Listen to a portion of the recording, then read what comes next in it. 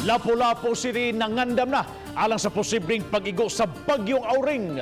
Gani nagpahigayon og pre-disaster risk assessment meeting ang taga City Disaster Risk Reduction and Management Office. Mga relief packs ipreposisyon ang daan sa mga gagmayng isla. Siluan mayroon din sa report. Inanay ng Nabatyagan ang kusog nga hangin sa may Angasil Port mga alas 10 ganihang buntag.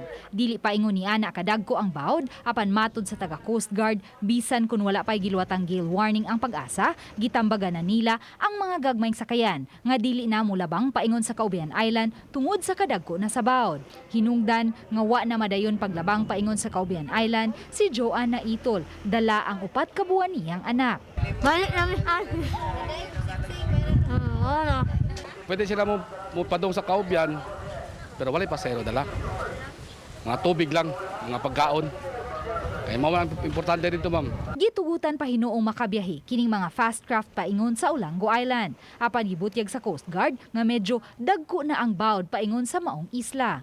Matod sa mga tripulante sa fast craft, tungod sa kadagko na sa bawd dito sa Olango Island, maglisod na kini pagdunggo dito sa isla. Hinungdan nga ang 30 minutos lang unta nga pabalik dinhi mulanat na og kapin sa usa ka oras.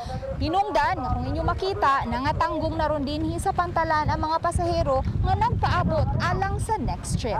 Nainibiyay, ma'am, 2 ka book, ma'am. 2 ka bangka, paskrap. Mga dako na ni biyahe. Kaya ang gamay, ma'am, lisod man mo dunggo dito, ma'am.